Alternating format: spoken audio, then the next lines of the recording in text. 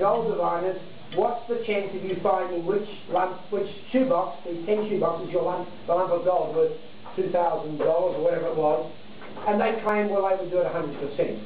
The gold diviners managed to get, once again, 1 in 10. And the interesting thing was, at one stage, one of the diviners dropped the little tiny bit of gold he was using to demonstrate. And so suddenly we had Australia's top 20 diviners all divining it. They never found the bit of gold. And at the end, when the reckoning became and they read out the reports, we had the Reverend Ted Knox, the independent judge, he read out the answers and they got 1 in 10.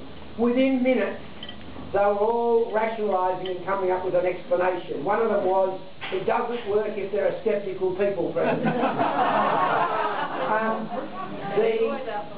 Every reason you could think of, and Randy was right, because I don't want to destroy people's belief in themselves, and these people definitely had a belief they could do it.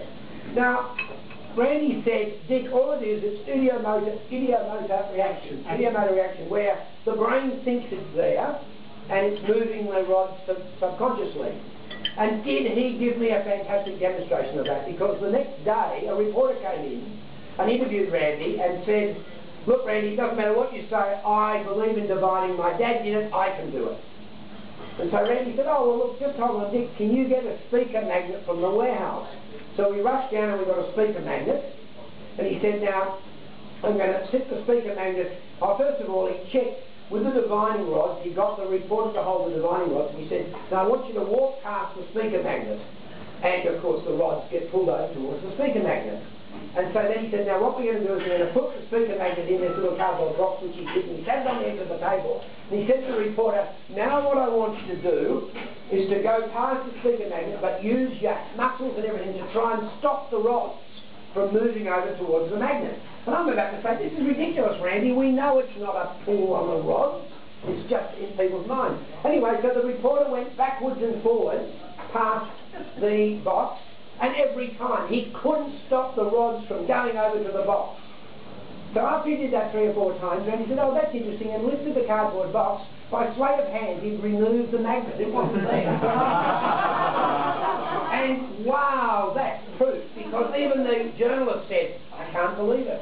Because he thought it was there, the rods were moving. And you'll find people who can find water so often, they've lived in a country town for years, they know where the water's likely to be because they're actually reading the strata and the way the hills change and move. The ones who can follow the plastic irrigation piping are simply following where the farmer put it in. If they know it starts here and ends there, a farmer normally has a logical way around the shed and following the easiest route and so forth. That's what they're following it because they don't believe it. And when we finished this test with Australia's 20 top diviners, none of them succeeded, but they were all utterly convinced that they could do it, that it had no effect on their belief. And that, to me, was a really telling thing about the human condition and the human psyche, that some of us, and maybe all of us, will have some little self-delusion. Of course, here, we all believe, and Randy used to say to me, Dick, everyone has a self-delusion other than you and me, and then he'd look at me and say, sometimes I worry about you. Now, it's interesting because about that time we started the Australian Skeptics with Mark Plummer, a solicitor from Melbourne, Philip Adams, myself. Very quickly Barry Williams and lots of people came on side, and I'm very proud of what's happened here because I think it's very important. If someone like Doris Stokes was a cold reader that used to appear on the Don Lane show, if she turned up today, the media wouldn't give her much time at all. Yeah, there'd be a bit of fun, but I don't think they would run it as genuine, that the person had paranormal power.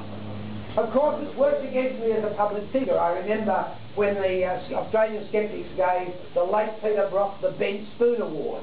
Remember, Peter Brock had designed this little box that sat under the car, under the bonnet of your car, and it energised something, didn't it? Yeah, the car was polarizer, that's what it was.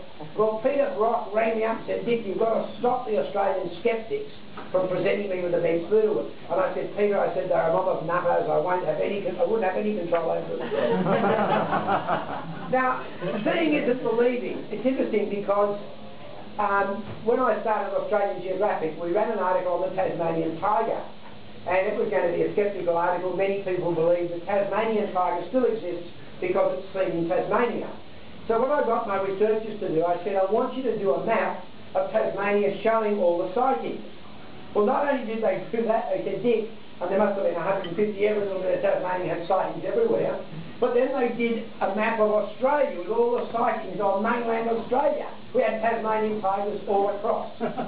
And it really taught me something. Most of these sightings were people who'd seen it and believed it, because they think if you see it and it's right, it looks what it is, you can believe it. That's of course not true. I remember, a little bit after that, I was searching for the Kookaburra aircraft in the